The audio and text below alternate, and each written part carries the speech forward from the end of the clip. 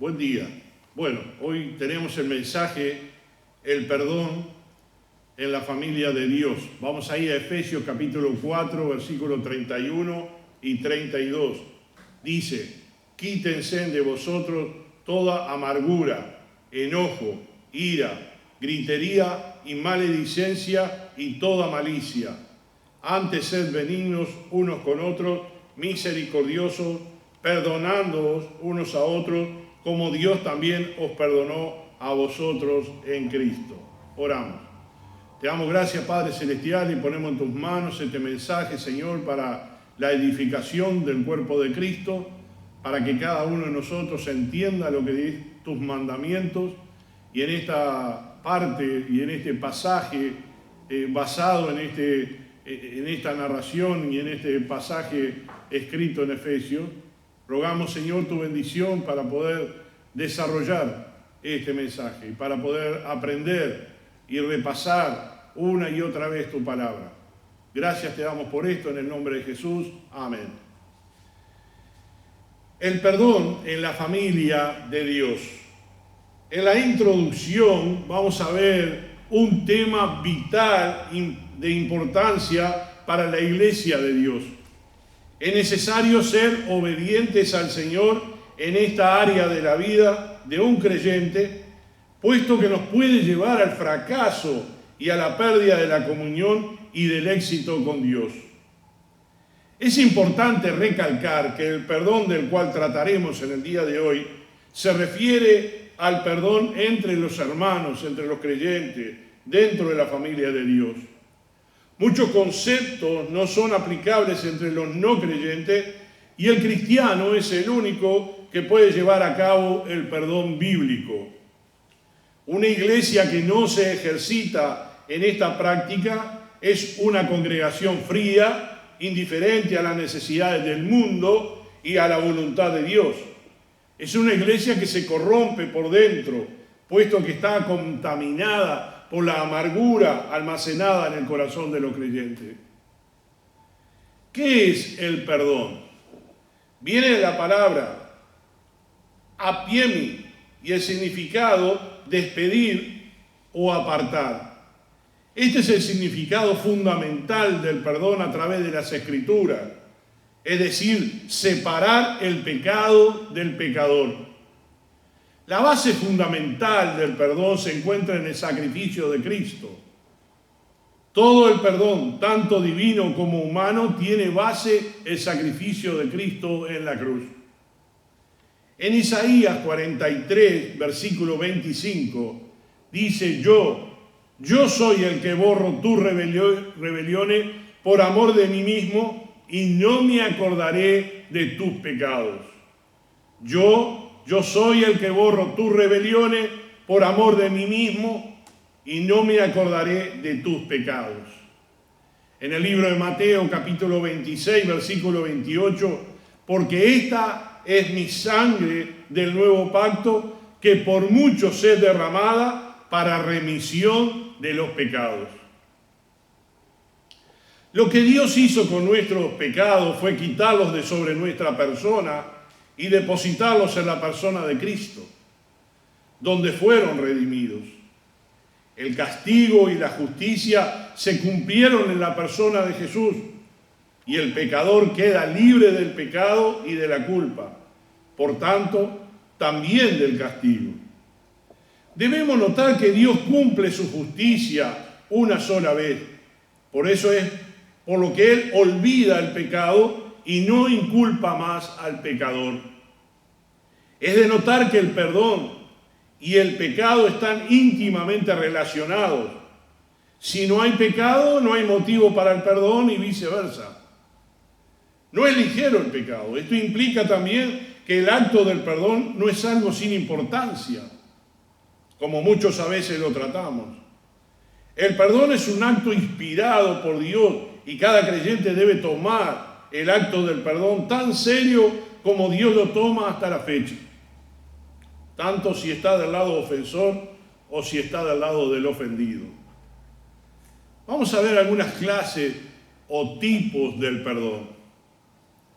Existen dos tipos. el divino y el humano. El segundo tiene como modelo el perdón divino, mas está pervertido por causa de la caída del hombre y de su mismo pecado. ¿En qué se distingue el uno del otro? En que el perdón humano pasa por alto la ofensa y por eso es tan difícil a veces otorgarlo. En la práctica esto ocurre cuando la ofensa pasa desapercibida o cuando existen circunstancias adicionales de unión entre el ofensor y el ofendido.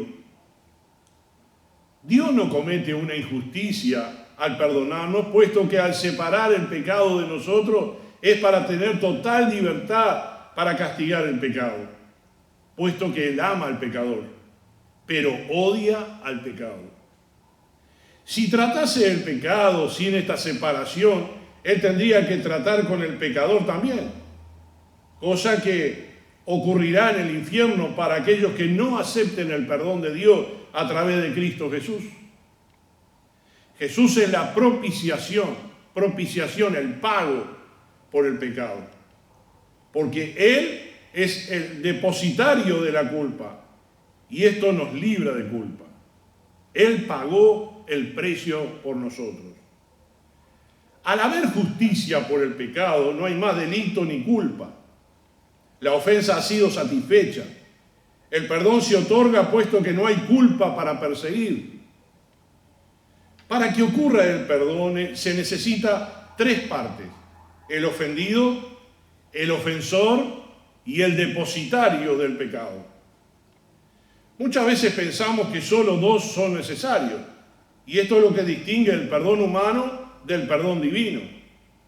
El hombre pasa por alto el pecado y Dios lo castiga, redime y olvida en su Hijo Jesucristo el pecado. ¿Qué es necesario para perdonar? Vamos a ir a Mateo capítulo 18, versículo 21 al 35. Mateo capítulo 18, Mateo 18, versículo 21 al 35.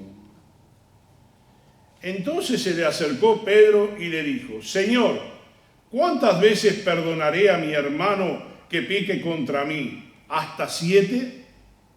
Jesús le dijo: no te digo hasta 7, sino hasta un 70 veces 7. Por lo cual el reino de los cielos es semejante a un rey que quiso hacer cuentas con sus siervos. Y comenzando a hacer cuenta, le fue presentado uno que le debía 10.000 talentos.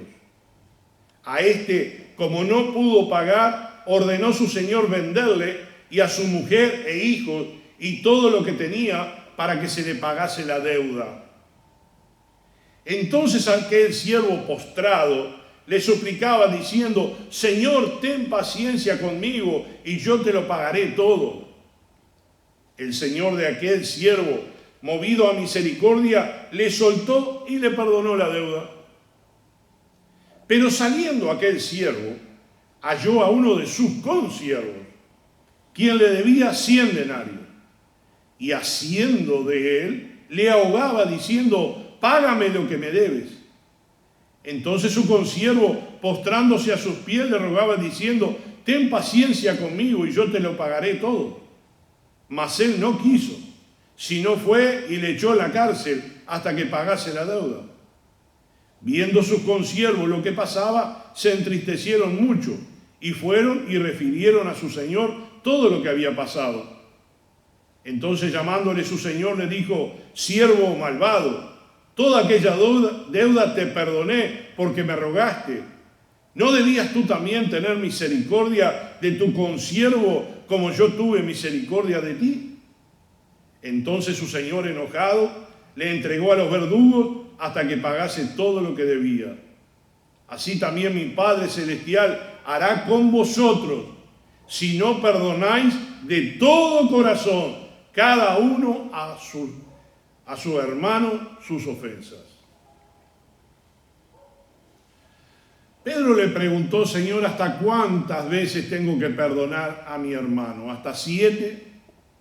No te digo hasta 7, sino aún hasta 70 veces 7.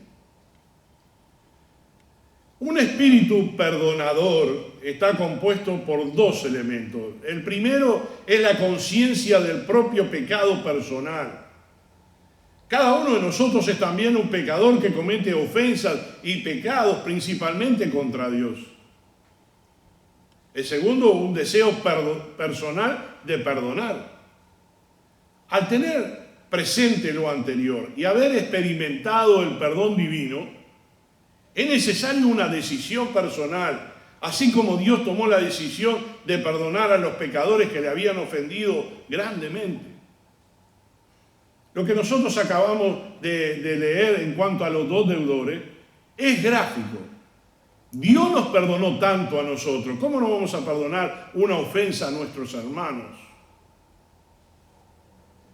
Y también la pregunta: ¿por qué es necesario perdonar? Porque toda falta de perdón siempre produce un alejamiento. Y porque al quedar una ofensa o pecado pendiente, siempre produce amargura de quien la sufre. El que guarda una raíz de amargura en su corazón está pecando directamente contra Dios y no puede tener una vida de éxito y provecho en el Señor. ¿Qué pasa cuando no se perdona? Vamos a ver algunos versículos en la palabra de Dios.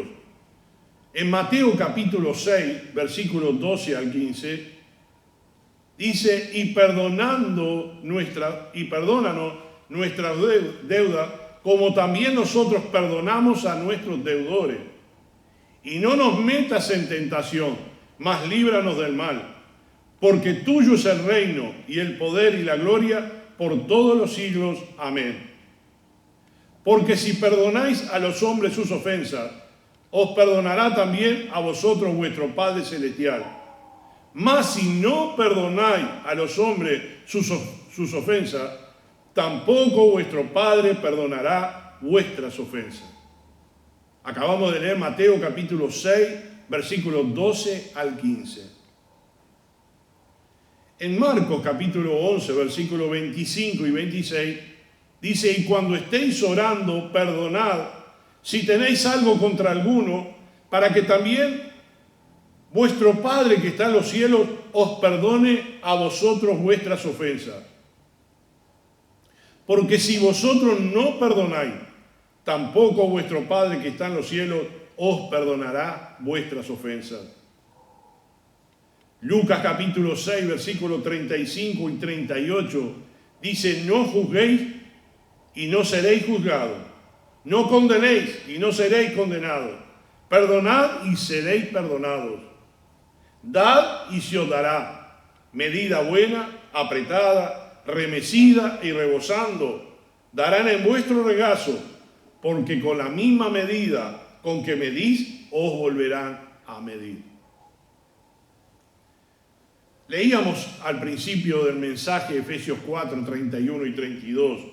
Quítense de vosotros toda amargura, enojo, ira, gritería y maledicencia y toda malicia. Antes sed benignos unos con otros, misericordiosos, perdonándoos unos a otros, como Dios también os perdonó a vosotros en Cristo. Principalmente se tiene un pecado pendiente contra Dios. Cuando nosotros vamos a Dios para pedir perdón de nuestras ofensas y no hemos perdonado, Él desea que confesemos primero la violación al segundo pecado más grande que cometemos contra Él: no amar a nuestro prójimo como a nosotros mismos. Se está solicitando el perdón para sí mismo, pero no estamos dispuestos a concedérselo a los demás hermanos o a las demás personas. Dios desea que practiquemos el carácter que está formando en nosotros. Cuando no perdonamos, lo que está sucediendo en nuestro interior es que decimos que somos superiores a Dios y que la ofensa cometida es mayor a la que ofenden a Dios y que esto no puede ser perdonado.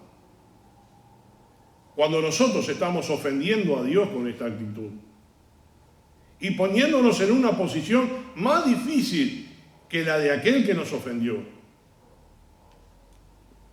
¿cómo Dios nos puede perdonar un pecado cuando no hemos confesado otro?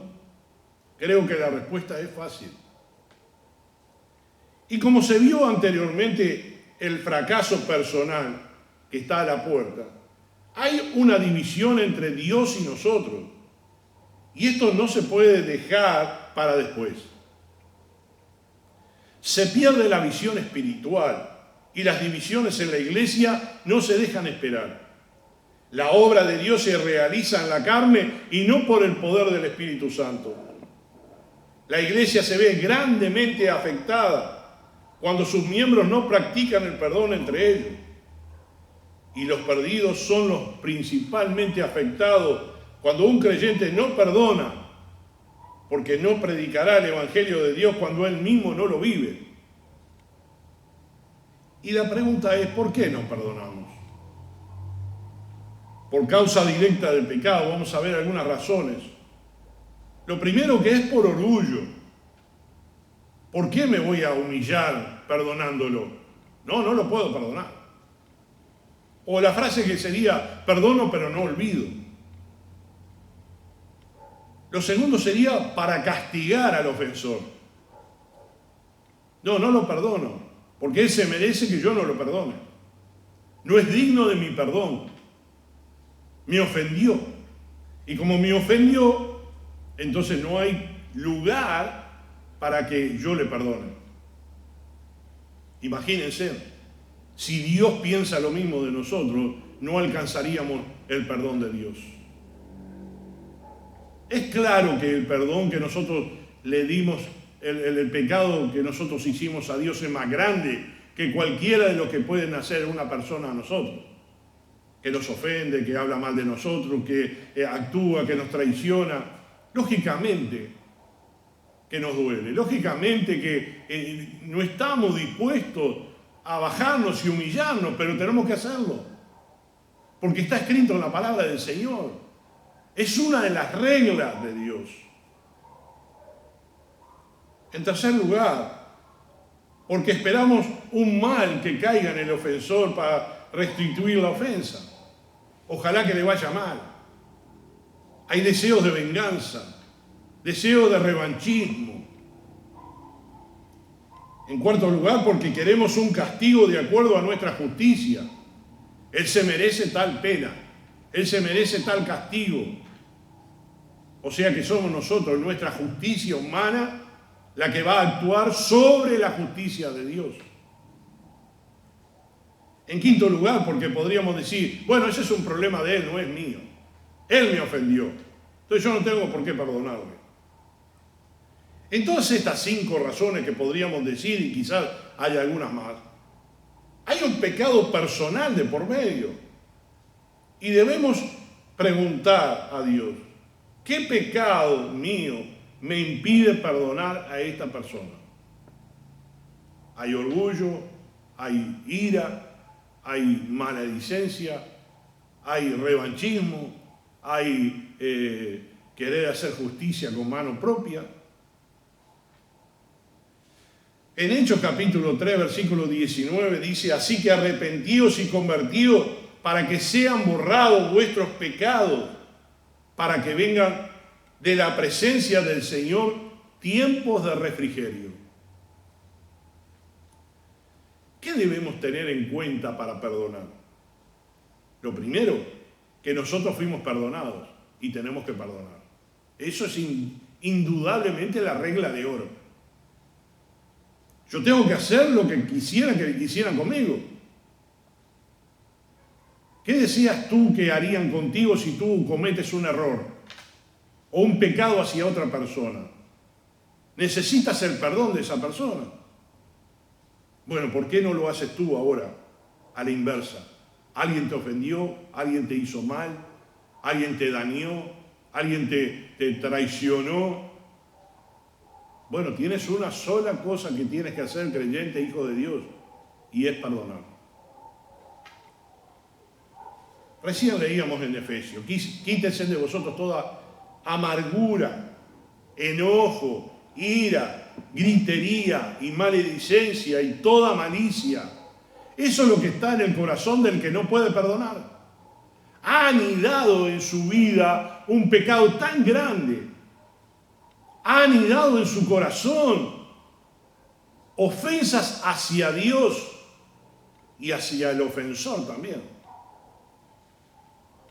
Y nos repite la palabra del Señor: antes sed benignos unos con otros, misericordiosos.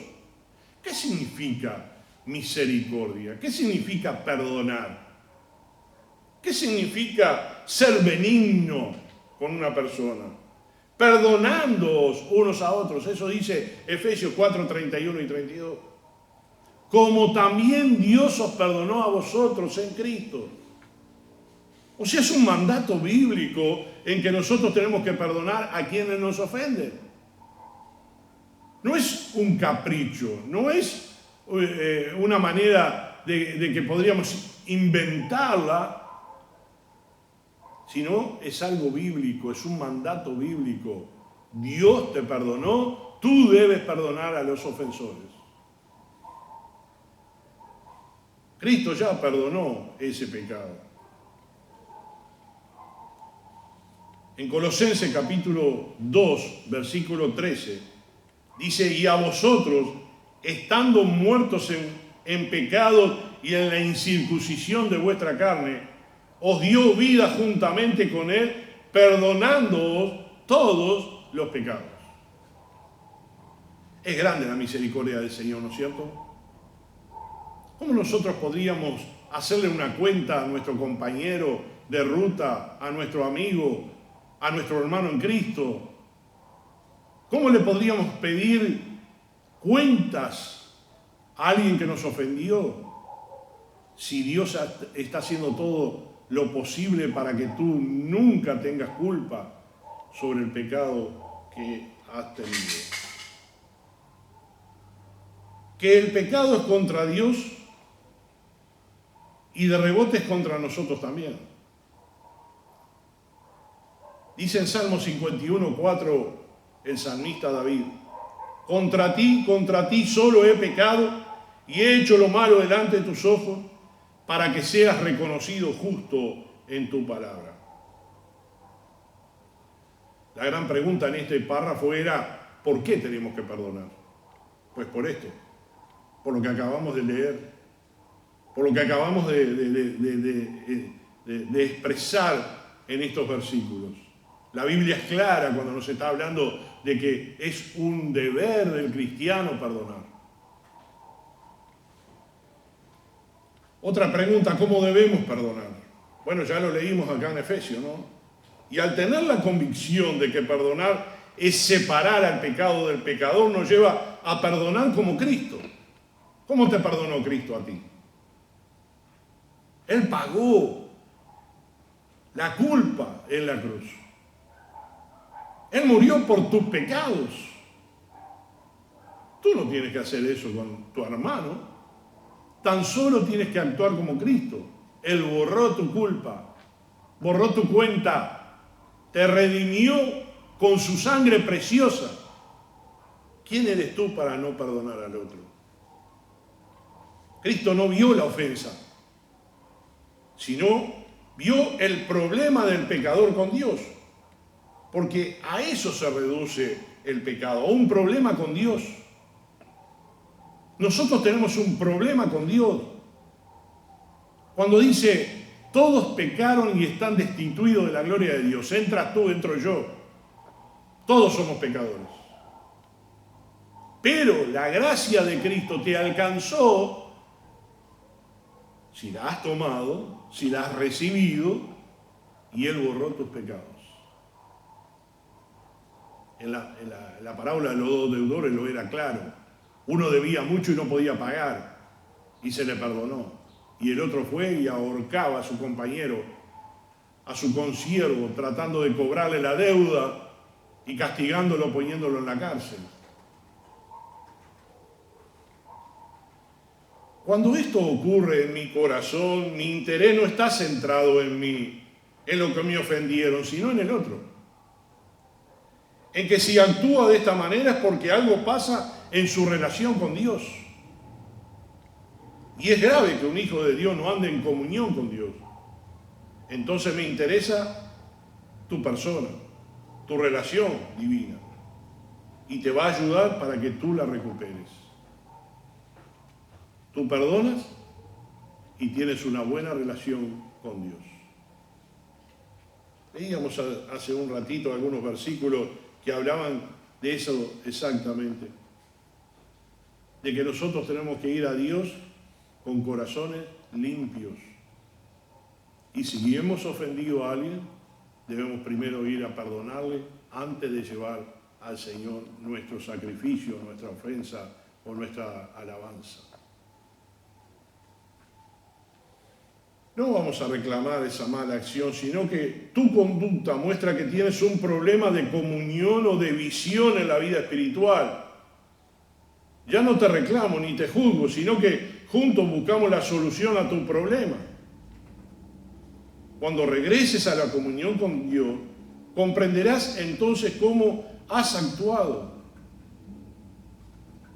Sin embargo, se presentan algunas preguntas acerca de la práctica del perdón. Vamos a verla. ¿Quién da el primer paso? ¿Debo esperar al arrepentimiento del otro? Y en esto Cristo nos da un ejemplo en Lucas capítulo 23, versículo 34. Y Jesús decía: Padre, perdónalos porque no saben lo que hacen. Tú quizás estás esperando que el otro te pida perdón. Había una persona siempre que estaba repitiendo eso. Si vienen a pedirme perdón, yo los perdono, pero si no vienen a pedir perdón, yo no los perdono.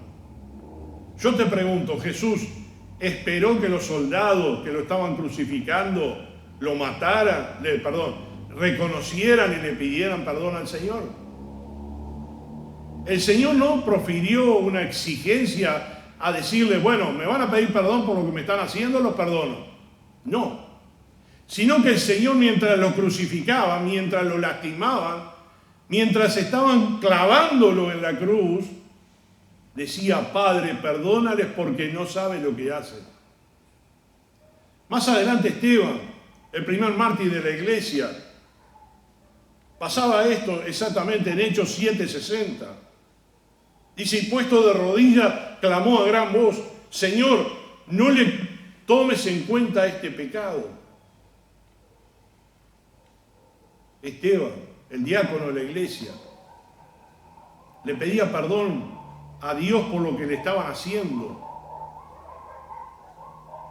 La del apóstol Pablo en 2 Timoteo 4:16 dice: en mi primera defensa ninguno estuvo a mi lado, sino que todos me desampararon. No les sea tomado en cuenta. Él también sintió el rigor del abandono de sus consiervos, de sus hermanos en Cristo, que lo dejaron solo. ¿Y qué decía Pablo? No le tomen en cuenta, no le sea tomado en cuenta. Cada uno de estos ejemplos que di dieron el primer paso para el otorgamiento del perdón. Y esto nos lleva a ver lo que llamo el acto del perdón y el acto práctico del perdón. No esperes que el otro te venga a pedir perdón. Perdónalo. Tú sabes que te ofendió, pero perdónalo igual. Es un acto divino, supremo.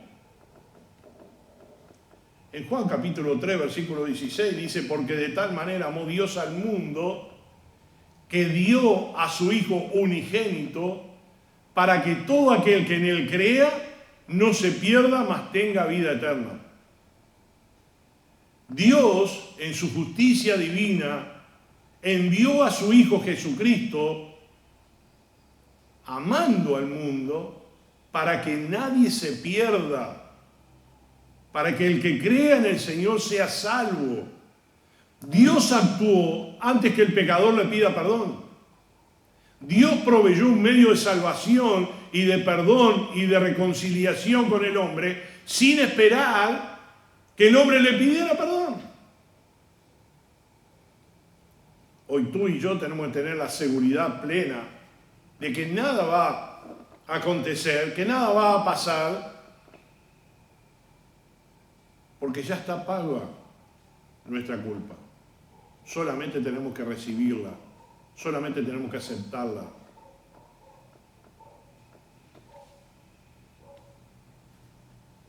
Dios dispuso en su corazón perdonar a los pecadores y lo anunció claramente para que lo supieran. Tenemos un ejemplo de la universalidad del perdón del pecado en 2 de Pedro 2:1. Pero hubo también falsos profetas entre el pueblo, como habrá entre vosotros falsos maestros, que introducirán encubiertamente herejías destructoras y aún negarán al Señor que los rescató, atrayendo sobre sí mismo destrucción repentina. El acto del perdón, como leímos en Hechos capítulo 3, versículo 19, así que arrepentíos y convertíos para que sean borrados vuestros pecados, para que vengan de la presencia del Señor tiempos de refrigerio. El perdón es nuestro y gozamos de él cuando ocurre el arrepentimiento y la confesión. Pero esto es una respuesta del pecador y no del ofendido. Esto es importante notarlo. El pecador no gozará de los beneficios del perdón hasta el arrepentimiento.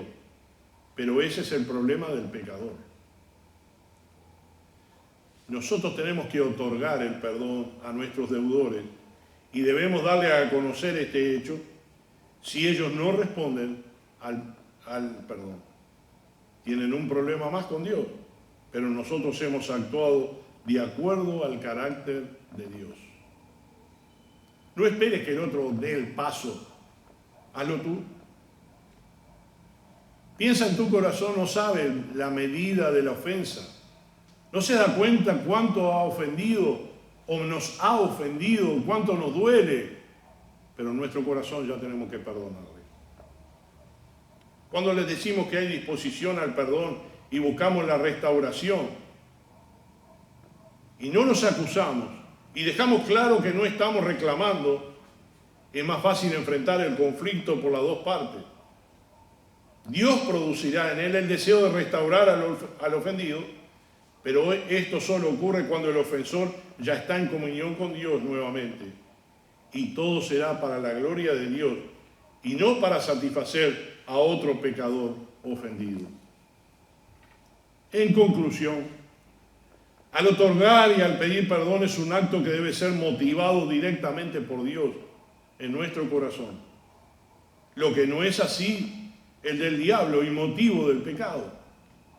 Dios nos motiva a perdonar a nuestros ofensores.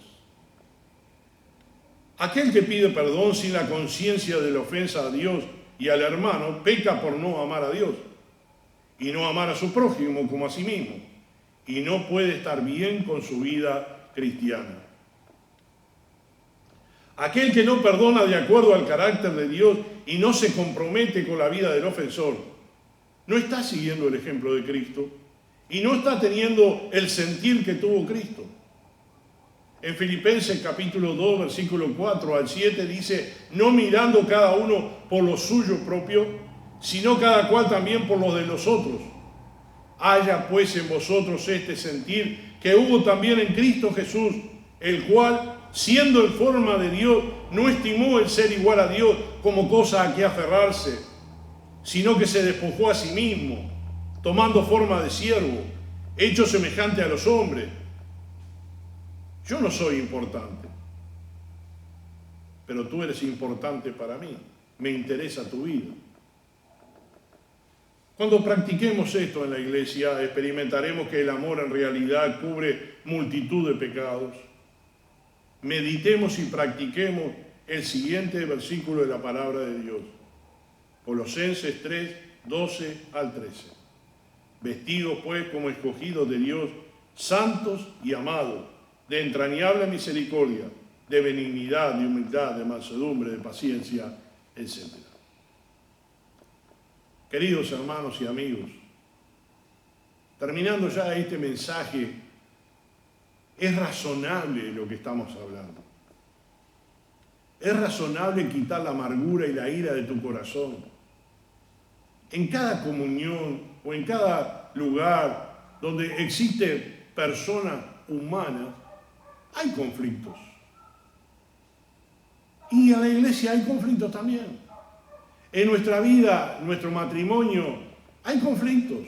En nuestra familia hay conflictos. Pero todo eso se soluciona cuando tenemos un corazón perdonador. No creas que tú mereces que el otro sea castigado, que merece que tú no le hables más, que merece que tú seas indiferente a su vida. Perdónalo. No anides en tu corazón la ofensa. Rechaza todo pensamiento de venganza, de maledicencia, de malos pensamientos.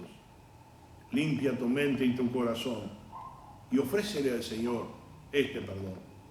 Señor, no le tomes en cuenta lo que me está haciendo. Perdona. Oramos. Amado Padre que estás en el cielo, te agradecemos, Señor, por esta mañana, te agradecemos también por este mensaje. Te agradecemos, Señor, porque tú nos perdonaste, porque tú fuiste tan bueno con nosotros, que nos diste el medio de la salvación, el medio por el cual nosotros no tenemos culpa, no tenemos cuentas, porque la sangre de Cristo pagó, Señor, ese precio.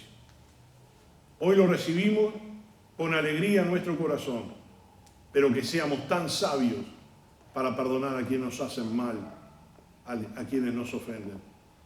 No le tomes en cuenta eso y ayúdanos a ser misericordiosos y perdonadores, para tener paz interior, mente sana y una buena comunión contigo, para poder tener nuestras ofensas perdonadas. Debemos perdonar a nuestros ofensores. Rogamos tu bendición, que tú, Señor, bendigas a quien está escuchando este mensaje, para que pueda recibir también la paz interior. En el nombre de Jesús.